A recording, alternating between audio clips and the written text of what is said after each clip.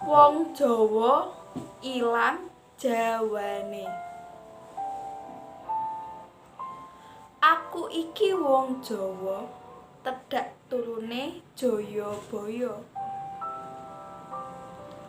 Uripku ing jaman kang mardika. Esuk, sore, bengi, awan diajari basa. Maca nulis uga ora bisa. Anggonku sinau kanthi kapeksa.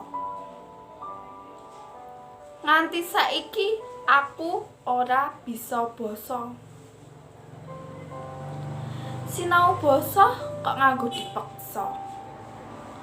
Ora dipeksa wae isih ora bisa.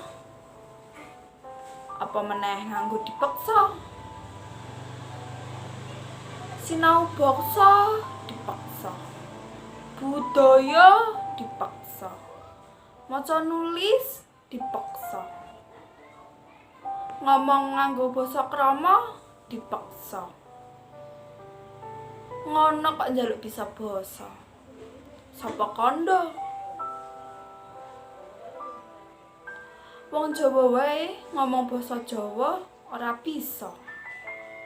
Wong manca malah pinter basa Jawa. Surakarta nyang Yogyakarta iku pranyata dadi seksi wong Londo kang padha gegulang basa Jawa. Seni, budaya, nulis lan maca kabeh digegulang nganti bisa. Linambaran ati seneng ora kapeksa. Mulane wong Londo pintere ngluwihi kita sing duweni kebudayaan tedhak turune Jayabaya. Nanging kasunyatane kita ora bisa. Wong Londo malah sangsaya cetha trawaca. Anggone padha gegubah lan gegulang budaya kita.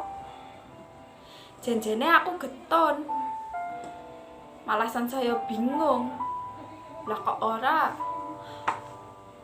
Wong Jawa malah ilang jawane, nanging wong Londo malah jawani. Apa iki sing diarani wolak-walik ing jaman? Embuh ora ngerti. Sing wigati, wiwit saiki aku seneng marang basaku dhewe.